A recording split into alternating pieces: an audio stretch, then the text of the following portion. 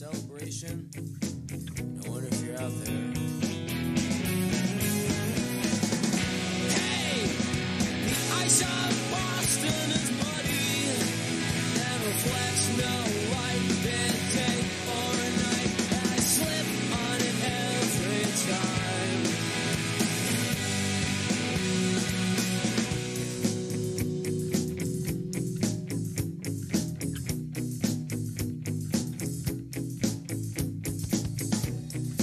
Open the third bottle of bubbly.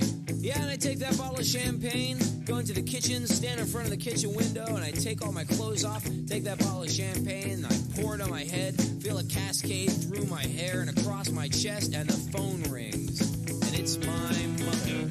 And she says, "Hi, honey, how's Boston?" And I stand there all alone on New Year's Eve, buck naked, drenched in champagne, looking at a bunch of strangers, looking at them, looking at me, looking at them, and I say, "All fine, Mom. How's Washington? Hey, the ice of Boston is muddy and reflects no light midday or night, and I slip on it every time." Hey, the ice of Boston is muddy and reflects no light midday or night, and I slip on it every time, yeah.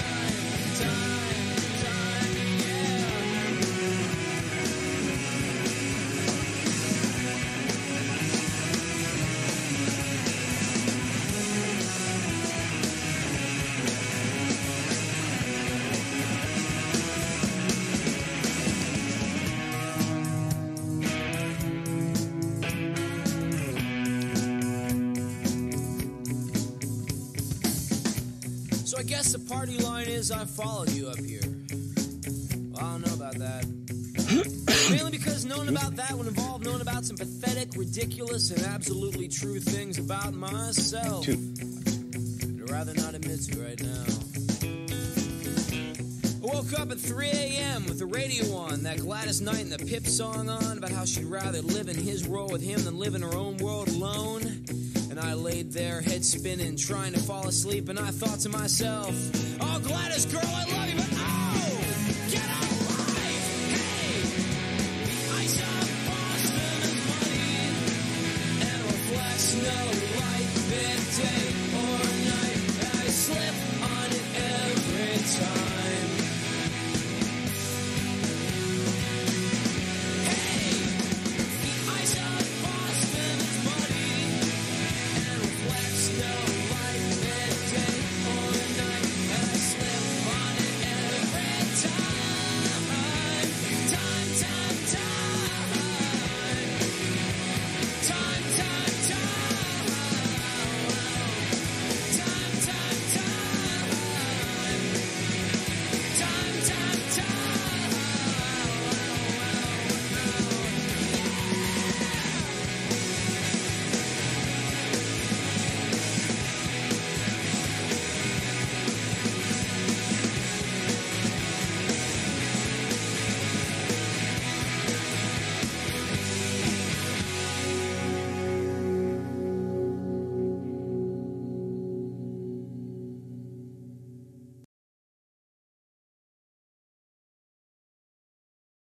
Autumn, year of dairy products from the American heartland. Drug addicts driven to crime to finance their drug addiction are not often inclined toward violent crime. Violence requires all different kinds of energy, and most drug addicts like to expend their energy not on their professional crime, but on what their professional crime lets them afford. Drug addicts are often burglars, therefore. One reason why the home of someone whose home has been burglarized feels violated and unclean is that there have probably been drug addicts in there.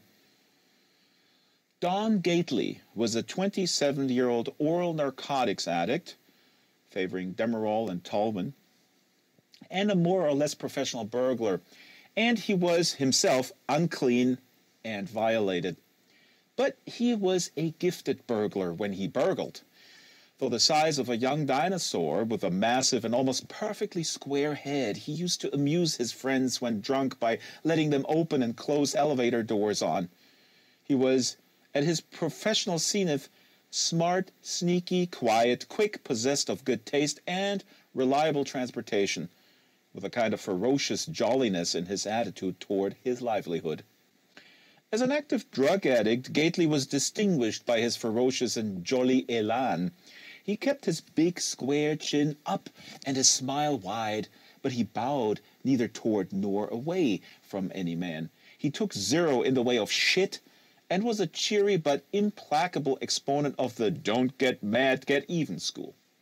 Like, for instance, once, after he'd done a really unpleasant 3-month bit in Revere Holding on nothing more than a remorseless North Shore Assistant District Attorney's circumstantial suspicion, finally getting out after 92 days when his PD got the charges dismissed on a right to speedy brief, Gately and a trusted associate paid a semi-professional visit to the private home of this assistant DA, whose zeal and warrant had cost Gately a nasty impromptu detox on the floor of his little holding cell.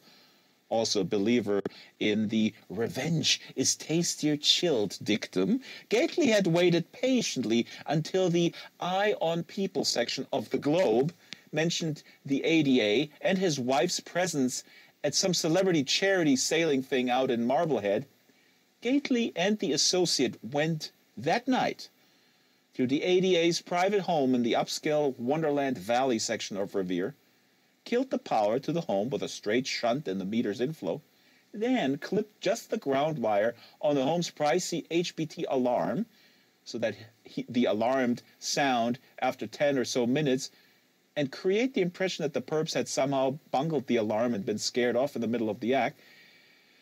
Later that night, when Revere's and Marblehead's finest summoned them home, the ADA and his wife found themselves minus a coin collection and 2 antique shotguns and nothing more. Quite a few other valuables were stacked on the floor of the living room off the foyer, like the perps hadn't had time to get them out of the house. Everything else in the burglarized home looked undisturbed. The ADA was a jaded pro. He walked around, touching the brim of his hat, and reconstructed probable events. The perps looked like they'd bungled disabling the alarm all the way and had got scared off by the thing's siren when the alarm's pricey HBT alternate ground kicked in at 300 volts. The ADA soothed his wife's sense of violation and uncleanliness. He calmly insisted on sleeping there, in their home, that very night. No hotel. It was like crucial to get right back on the emotional horse in cases like this, he insisted. And then the next day, the ADA worked out the insurance and reported the shotguns to a buddy at ATF, and his wife calmed down and life went on.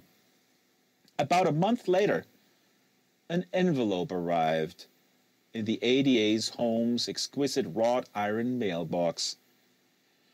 In the envelope were a standard American Dental Association glossy brochure on the importance of daily oral hygiene, available at like any dentist's office anywhere, and 2 high-pixel Polaroid snapshots, one of Big Don Gately and one of his associate, each in a Halloween mask, denoting a clown's great good professional cheer, each with his pants down and bent over, and each with the enhanced focus handle of one of the couple's toothbrushes protruding from his bottom.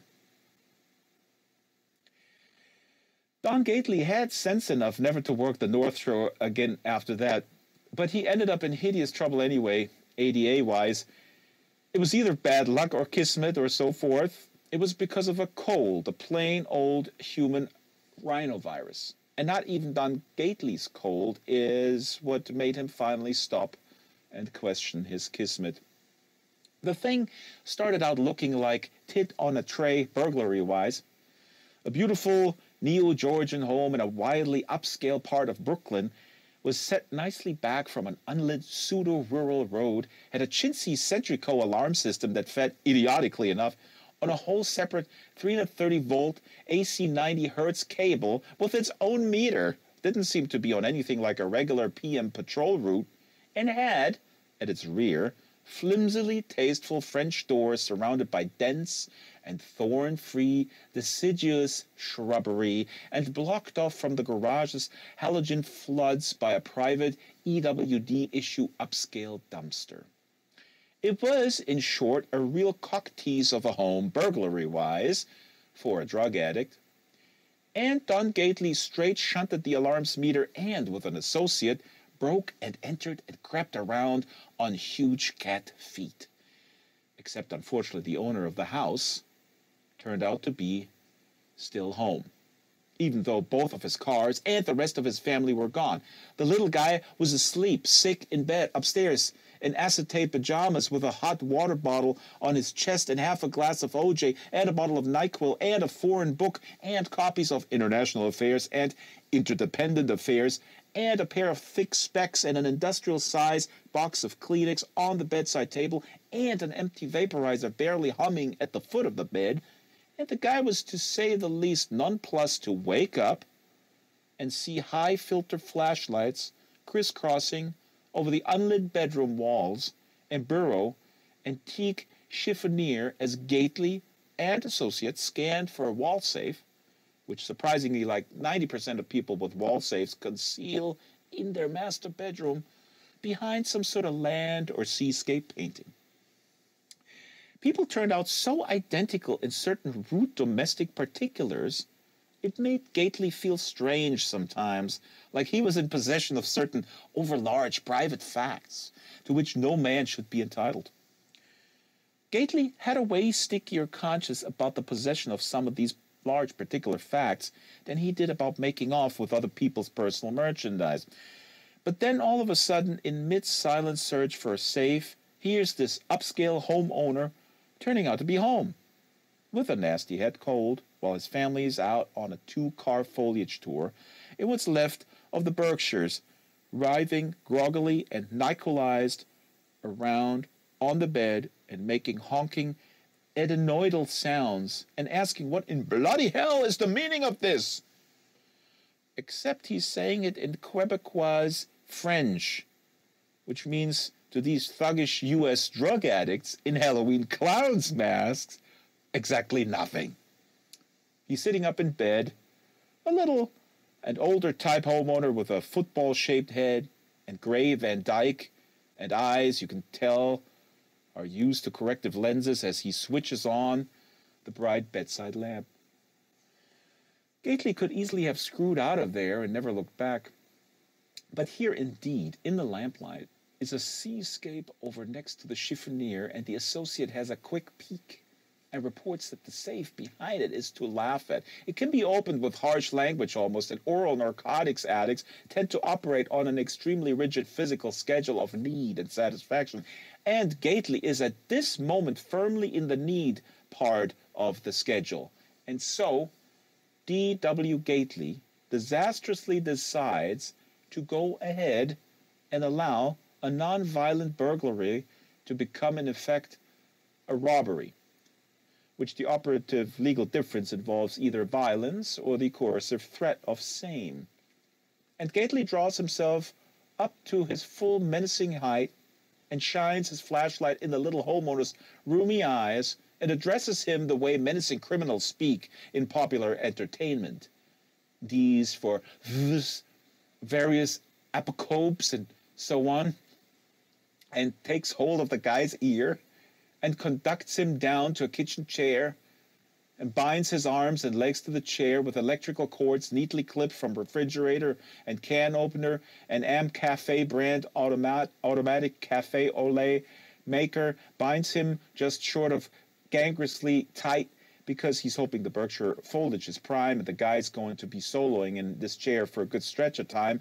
And Gately starts looking through the kitchen's drawers for the silverware, not the good silver for company silverware that was in a calfskin case underneath some neatly folded old spare Christmas wrapping in a stunning hardwood with ivory inlaid chest of drawers in the living room, where over 90% of upscale people's good silver is always hidden and has already been promoted and is piled just off the foyer but just the regular old everyday flatware silverware, because the vast bulk of homeowners keep their dish towels 2 drawers below their everyday silverware drawer, and God's made no better call for help stifling gag in the world than a good old oily smelling fake linen dish towel.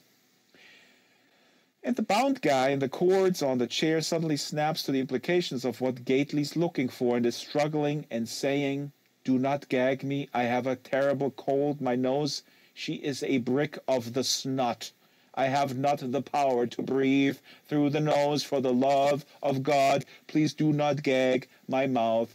And as a gesture of goodwill, the homeowner tells Gately, who's rummaging the combination of the bedroom seascape safe, except in French numbers, which together with the honking adenoidal inflection the guy's grip gives his speech doesn't even sound like human speech to Gately. But also the guy tells Gately there are some antique pre-British takeover Quebecois gold coins in a calfskin purse taped to the back of an undistinguished impressionist landscape in the living room. But everything the Canadian homeowner says means no more to poor old Don Gately, whistling a jolly tune and trying to look menacing in his clown's mask than the cries of, say, North Shore gulls or inland crackles. And sure enough, the towels are 2 drawers under the spoons, and here comes Gately across the kitchen looking like a sort of bozo from hell, and the Quebecer guy's mouth goes oval with horror, and into that mouth goes a balled-up, faintly greasy-smelling kitchen towel.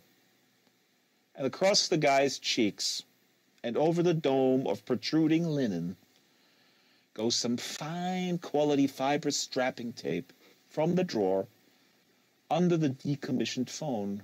Why does everybody keep the series mailing supplies in the drawer nearest the kitchen phone?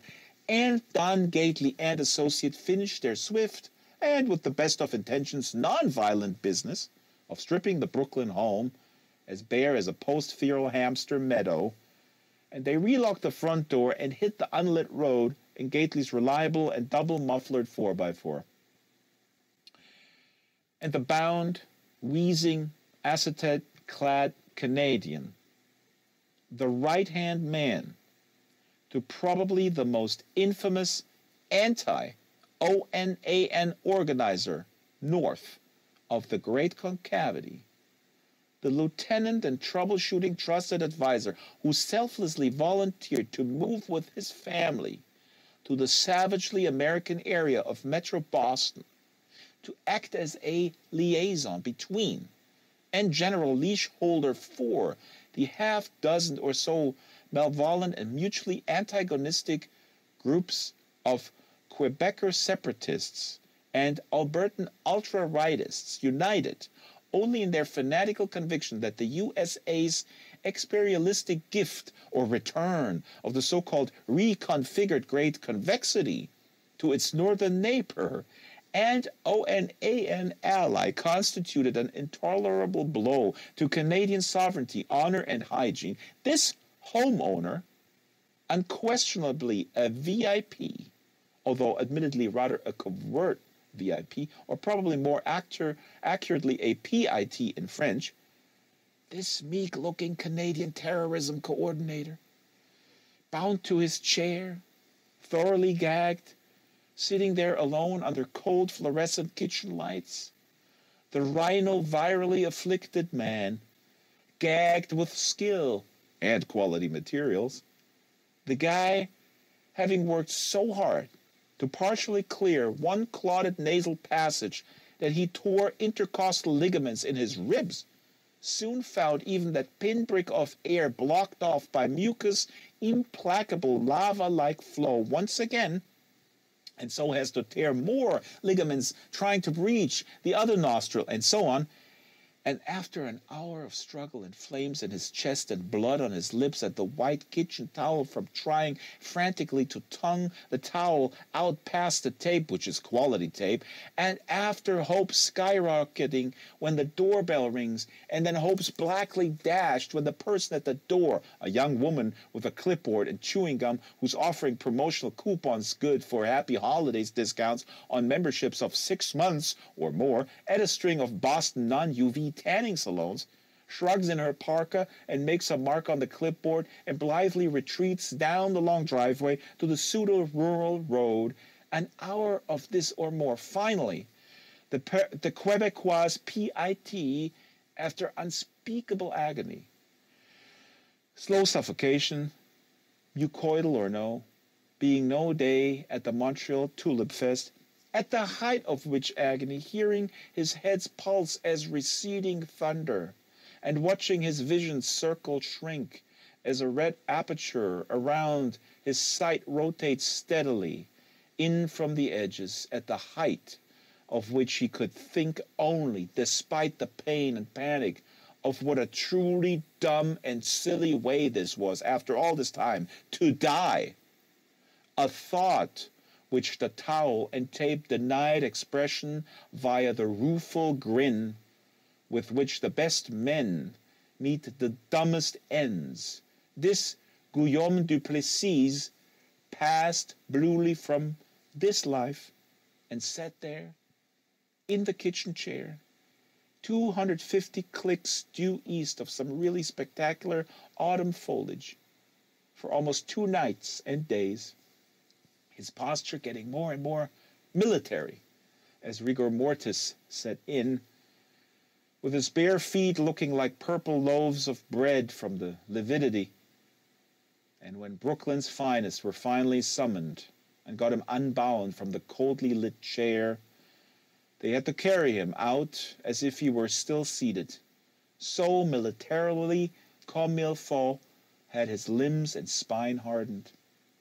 And poor old Don Gately, whose professional habit of killing power with straight shunts to a meter's inflow was pretty much a signature M.O., and who had, of course, a special place in the heart of a remorseless Revere ADA, with judicial clout throughout Boston's 3 counties and beyond, and of course, particularly a remorseless ADA as of late, whose wife now needed Valium even just to floss, and was patiently awaiting his chance. This ADA was coldly biding his time, getting a patient get-even and cold dish man, just like Don Gately, who was, through no will to energy-consuming violence on his part, in the sort of a hell of a deep shit mess that can turn a man's life right around. Year of the Depend Adult Undergarment, Interlace Tele-Entertainment, 932/1864 RISC Power TPs with or without console, Pink 2, Post Prime Star DSS dissemination, menus and icons, pixel-free internet fax tri and quad modems with adjustable baud, dissemination grids, screens, so high def you might as well be there, cost-effective videophonic conferencing, internal Frox CD-ROM, electronic couture, all-in-one consoles, Yushichu nanoprocessors, laser chromatography, virtual capable media cards, fiber optic pulse, digital encoding, killer apps, carpal neuralgia, phosphenic migraine, gluteal hyperadiposity, lumbar stress A.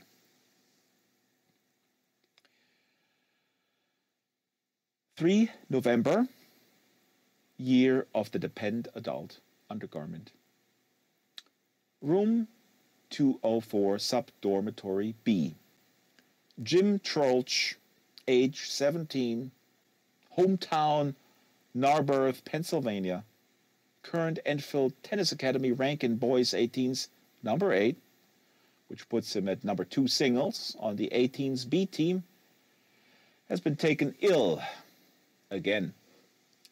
It came on as he was suiting up warmly for the B squad's 745-hour drills. A cartridge of a round of 16 match from September's U.S. Open had been on the small room viewer with the sound all the way down as usual, and Troeltsch been straightening the straps on his jock, idly calling the match's action into his fist when it came on. The illness.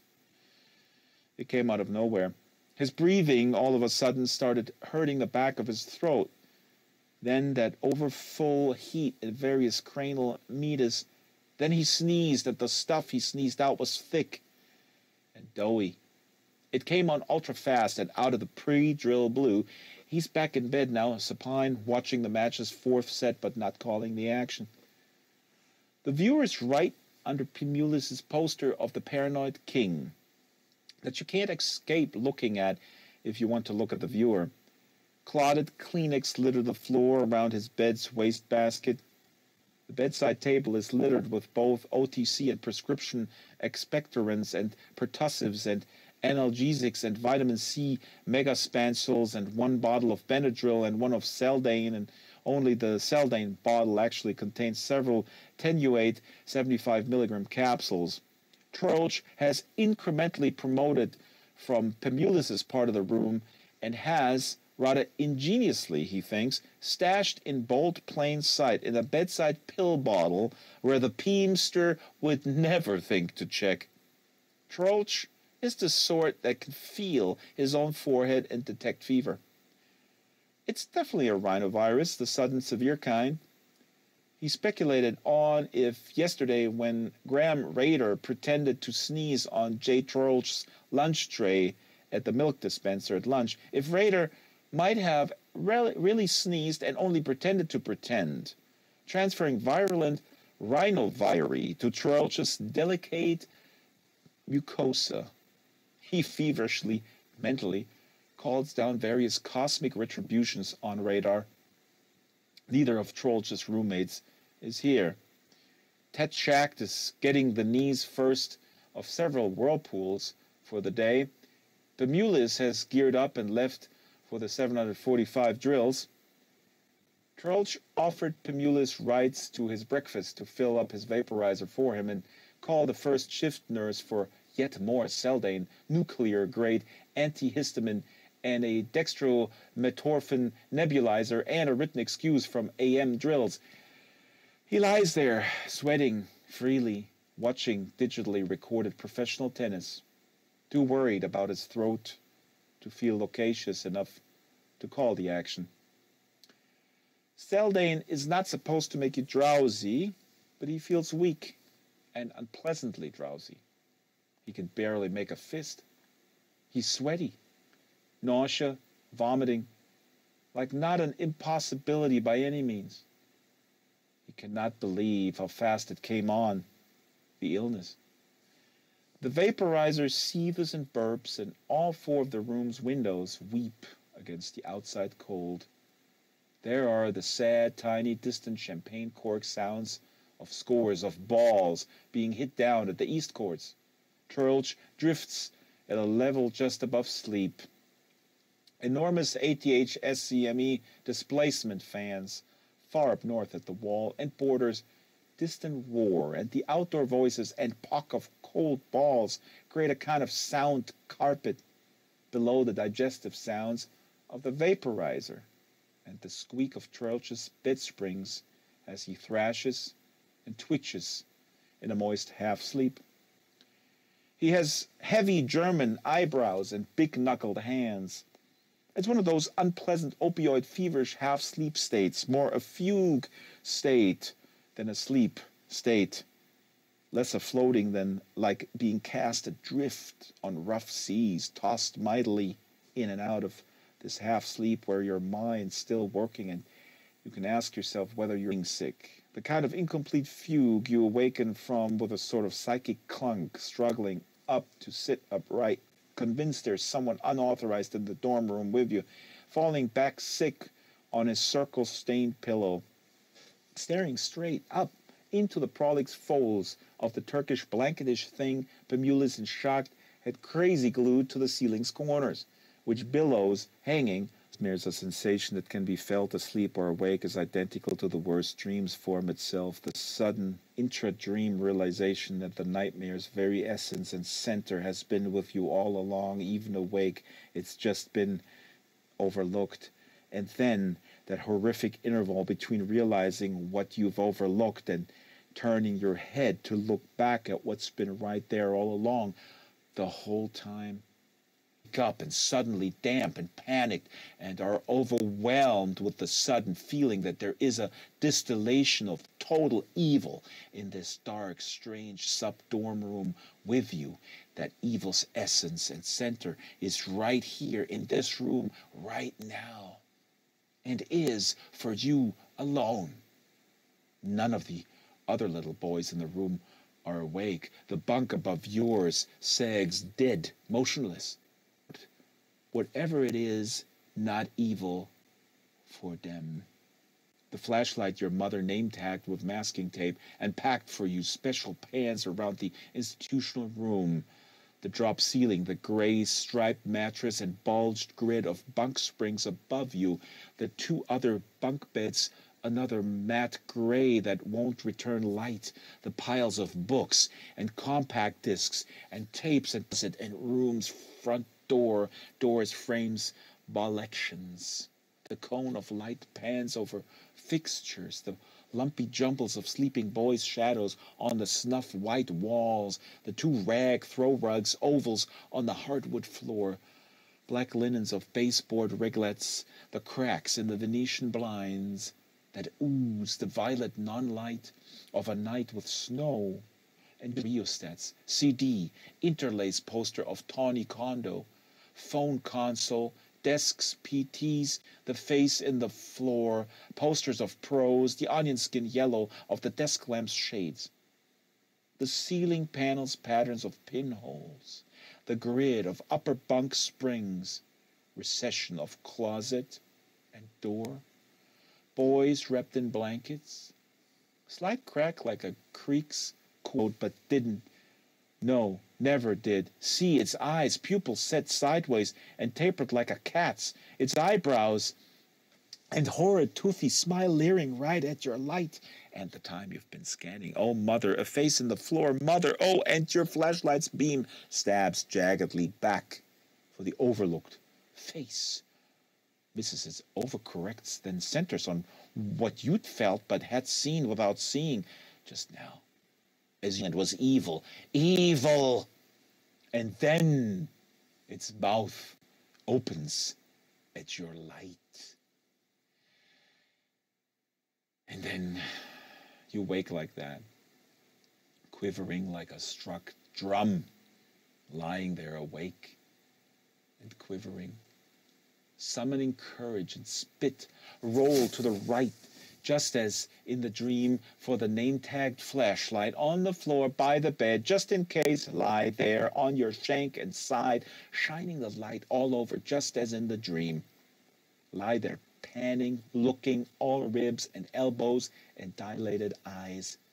The awake floor is littered with gear and dirty clothes, blonde hardwood with sealed seams, two throw rugs, the bare, waxed wood, shiny in the window snowlight, the floor, neutral, faceless. You cannot see any face in the floor. Awake, lying there, faceless, blank, dilated, playing beam over floor again and again, not sure, all night, forever, unsure. You're not missing something that's right there. You lie there, awake, and almost 12, believing with all your might.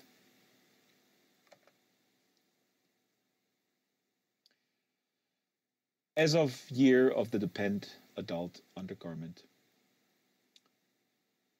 the Enfield Tennis Academy has been in accredited operation for 3 pre-subsidized years and then 8 subsidized years. First under the direction of Dr. James Incandenza and then under the administration of his half-brother-in-law, Charles Tavis. James Orrin Incandenza, the only child of a former top U.S. junior tennis player and then promising young pre-method actor who, during the interval of J.O. Incandenza's early formative years, had become a disrespected and largely unemployable actor driven back to his native Tucson, Arizona, and dividing his remaining energies between stints as a tennis bro at ranch-type resorts and then short-run productions at something called the Desert Beat Theater Project. The father, a dipsomaniac, maniacal tragedian, progressively crippled by obsessions with death by spider bite and by stage fright, and with a bitterness of ambiguous origin but consuming intensity toward the method school of professional acting and its more promising exponents. A father who somewhere around the nadir of his professional fortunes apparently decided to go down to his sprayed basement workshop and build a promising junior athlete the way other fathers might restore vintage autos or build ships inside bottles or like refinished chairs, etc. James Incandenza proved a withdrawn but compliant student of the game, and soon a gifted junior player, tall, bespectacled, domineering at net, who used tennis scholarships to finance, on his own, private secondary and then higher education at places just about as far away from the U.S. Southwest as one could get without drowning. The United States government's prestigious ONR financed his doctorate in optical physics, fulfilling something of a childhood dream. His strategic value during the federal interval, G. Ford, early G. Bush, as more or less the top applied geometrical optics man in the ONR and SAC, designing neutron scattering reflectors for thermostrategic weapon systems, then in the Atomic Energy Commission, where his development of gamma refractive indices for lithium anodized lenses and panels is commonly regarded as one of the big half-dozen discoveries that made possible cold annular fusion and approximate energy independence for the U.S. and its various allies and protectorates. His optical acumen translated, after an early retirement from the public sector, into a patented fortune in rear-view mirrors, light-sensitive eyewear, holographic birthday and Christmas greeting cartridges, videophonic tableau, homolocene cartography software, non-fluorescent public lighting systems, and film equipment. Then, in the optative retirement from hard science, that building and opening a USTA-accredited and pedagogically experimental tennis academy, apparently represented for him into après-garde experimental and conceptual film work too far either ahead or behind its time, possibly, to be much appreciated at the time of his death in the year of the trial-sized Dove Bar, although a lot of it, the experimental and conceptual film work, was admittedly just plain pretentious and unengaging and bad, and probably not helped at all by the man's very gradual spiral into the crippling dipsomania of his late father.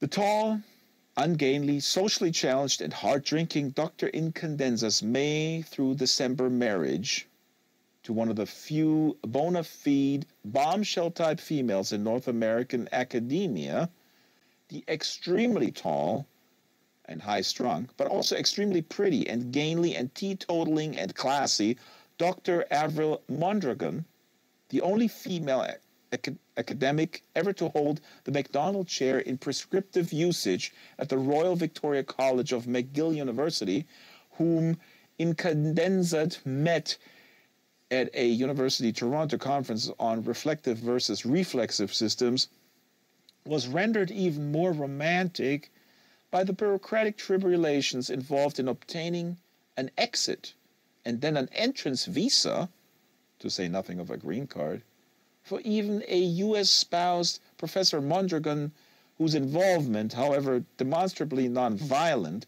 with certain members of the Quebecois separatist left, while in graduate school, had placed her name on the RCMP's notorious Personne à qui on nos doit surveiller attentivement list. The birth of the incandenza's first child, Oren, had been at least partly a legal maneuver.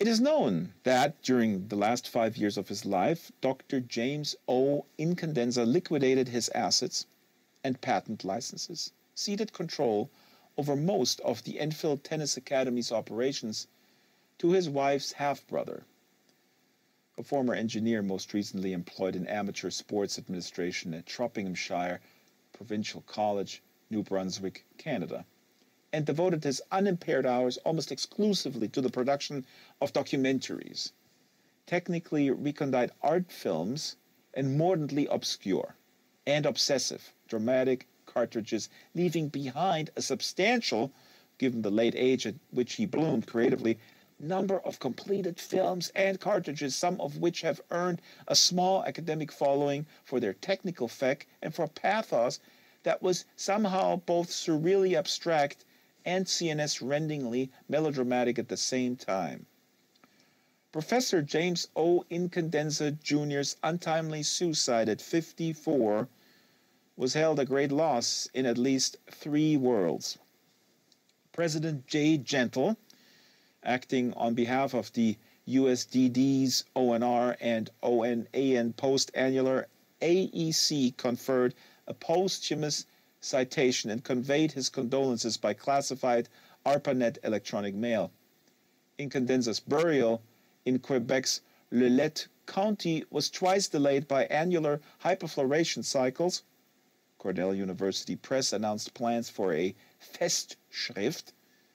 Certain leading young, quote, avant-garde and anti-confluential filmmakers employed in their output for the year of the trial-sized Dove bar certain oblique visual gestures, most involving the chiaroscuro lamping and custom lens effects for which Incandenza's distinctive deep focus was known, that paid the sort of deep insider's elegiac tribute no audience could be expected to notice. An interview with Incandenza was posthumously included in the book of the Genesis of Annihilation, and those of ETA's junior players whose hypertrophied arms could fit inside them wore black bands on court for almost a year.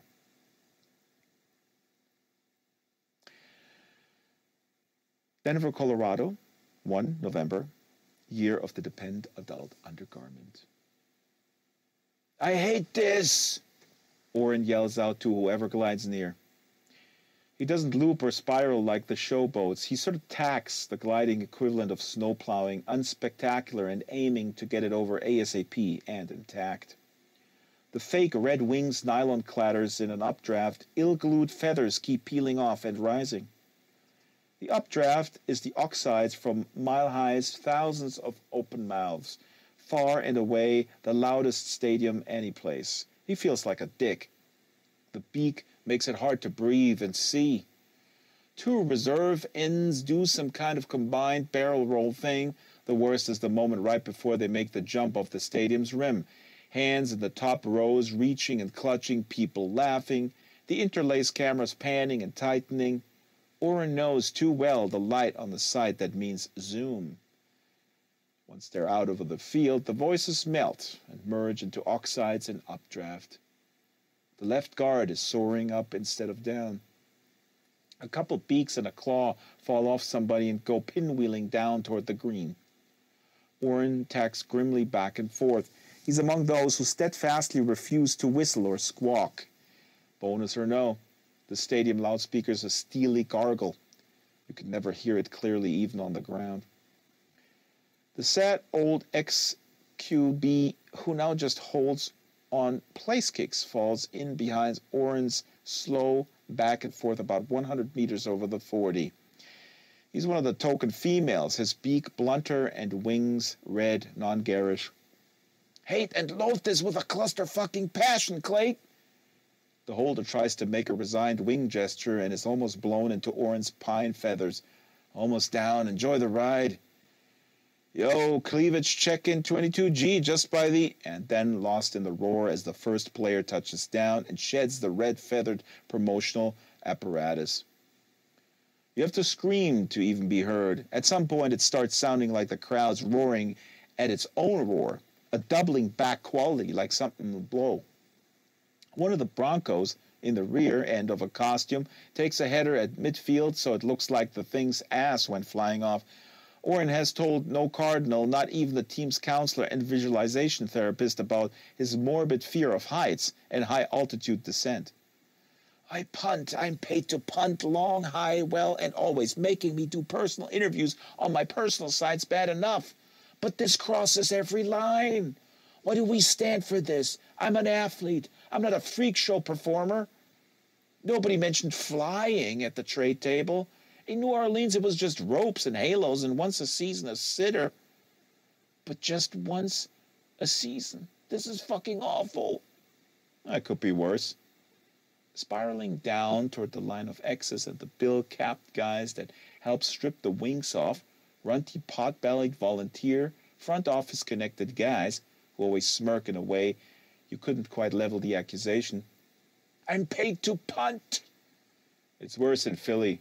Had fucking water drops in Seattle for 3 seats. Please, Lord, spare the leg. Oren whispers each time just before touchdown. Of how you could be an Oiler, you could be a Brown.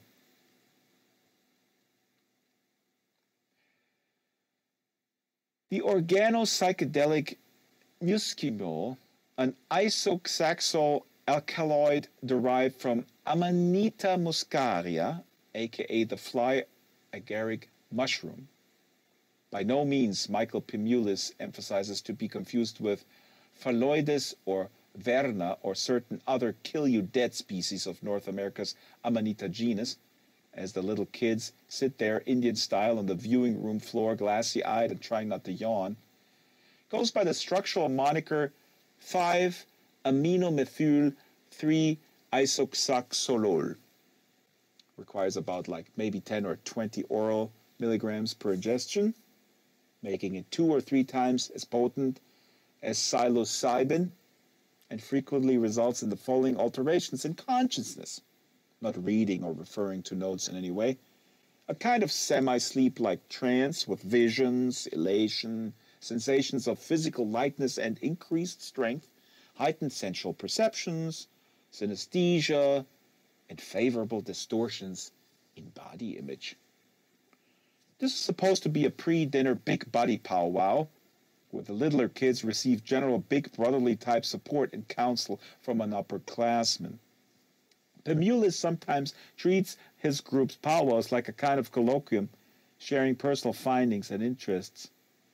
The viewers on read from the room's laptop, and the screen's got block-capitaled methoxylated bases for phenylkylamine manipulation on it, and underneath some stuff that might as well be Greek to the little buds. 2 of the kids squeeze tennis balls. 2 rock and bob acidically to stay alert. One has a hat with a pair of fake antennae made of tight, coiled spring, more or less revered by the aboriginal tribes of what's now southern Quebec and the Great Concavity. Pimulis tells them the fly agaric shroom was both loved and hated for its powerful, but not always, unless carefully titrated, pleasant psycho-spiritual effects. A boy probes at his own navel with great interest. Another pretends to fall over. Some of the more marginal players start in as early as maybe 12, I'm sorry to say, particularly drines before matches, and then enkephalin after, which can generate a whole vicious circle of individual neurochemistry. But I myself have taken vows early on concerning fathers and differences, didn't even get downwind of my first bit of Bob Hope until 15, more like nearly 16. When Bridget Boone, in whose room a lot of the 16 and unders used to congregate before lights out, invited me to consider a couple of late-night bongs as a kind of psychodyspeptic Sominex to help me sleep. Perhaps finally, all the way through a really unpleasant dream that had been recurring nightly and waking me up in medias for weeks, was beginning to grind me down and to cause some slight deterioration in performance and rank. Low-grade, synthetic bob or not, the bongs worked like a charm. In this stream, which every now and then still recurs, I'm standing publicly at the baseline of a gargantuan tennis court. I'm in a competitive match, clearly. There are spectators, officials. The court is about the size of a football field. Though maybe it seems. It's hard to tell, but mainly the court's complex. The lines that bound and define play are on this court as complex and convolved as a sculpture of string. There are lines going every which way, and they run oblique or meet and form relationships and boxes and rivers and tributaries and systems inside systems. Lines, corners, alleys, and angles deliquesce into a blur at the horizon of the distant net. I stand there tentatively. The whole thing is almost too involved to try to take in all at once. It's simply huge, and it's public. A silent crowd revolves itself at maybe the court's periphery, dressed in summer citrus colors, motionless and highly attentive. A battalion of linesmen stand blandly alert in their blazers and safari hats, hands folded over their slacks flies. High overhead, near what might be a net post, the umpire, blue-blazered, wide for amplification in his tall high chair, whispers, "Play." The crowd is a tableau, motionless and attentive. I twirl my stick in my hand and bounce a fresh yellow ball and try to figure out where in all that mess of lines I'm supposed to direct service. I can make out in the stands, stage left, the white sun umbrella of the moms. Her height raises the white umbrella above her neighbors. She sits in her small circle of shadow. Hair white, legs crossed, and a delicate fist upraised and tight in total unconditional support. The umpire whispers, "Press play." We sort of play, but it's all hypothetical somehow. Even the we is just theory. I never get quite to see the distant opponent for all the apparatus of the game.